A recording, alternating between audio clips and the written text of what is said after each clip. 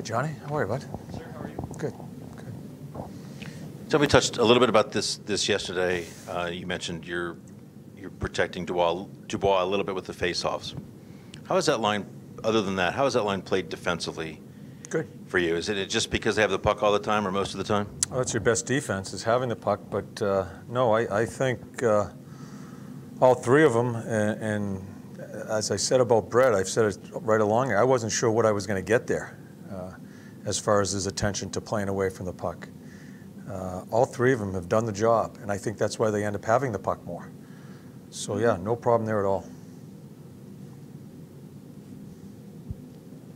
I know before Calvi got hurt, you said he's probably one of your best 200-foot players. How has he played since he came back the 4 games or so? He's been okay. Yeah. Do you see a difference? I mean, do you feel like he's missing something? No, he's played okay. Torts, how you doing? Good. Doobie's face-off numbers have been better here for the last several games. Is that him getting stronger physically, or is he doing something more technically? No, I think he's worked at it. And I think that line, they've kind of assumed that role a little bit. They've spent a lot of time taking face-offs in our end. And it's not always Doobie. It's the other people helping out on the hash marks.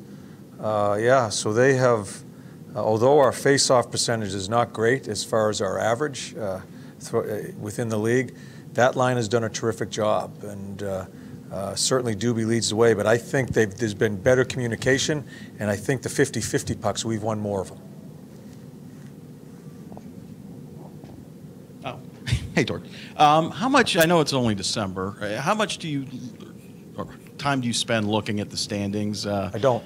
At all? I don't. Okay. So you don't look at their 4-point, okay. I don't. Okay, perfect. Thank you. Thanks. That's it. You said maybe in February you look at them. Yeah, February. Yeah, when it really starts. What do you think you'll see in February? I have no idea. I don't project either. So, yeah, I don't make predictions. Just a semi-related. How much tape do you watch for a game? Like, for instance, for Edmonton, how much tape would you watch? Of Edmonton? Yeah. Nothing. 0, other than special teams. We have bullet points as far as some of their tendencies. We spend very little time watching tape or talking about the other team.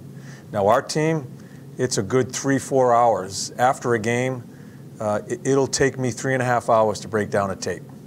So we are 99.9 on our team, not the opponent. So does that change from opponent to opponent, or is that consistent? That is consistent. That is consistent right through the year. Playoffs is a different story. When you're facing a team for a couple of weeks, I think you can zero in on tendencies. No, we don't spend a lot of time, other than special teams, which I think you can find some tendencies there. Dave touched on this a little bit with Dubinsky and the wrist surgery. Talking to Doobie in training camp, he mentioned other guys that have had that surgery. It can be a long time before you feel like you are 100% there. Is he there, to your knowledge? Can he do anything that a normal Brandon Dubinsky would do? Fight 100% on faceoffs, everything? He hasn't told me he couldn't. I haven't had that conversation with him, but nothing's been said to me from the trainers or him that there's any limitation at all.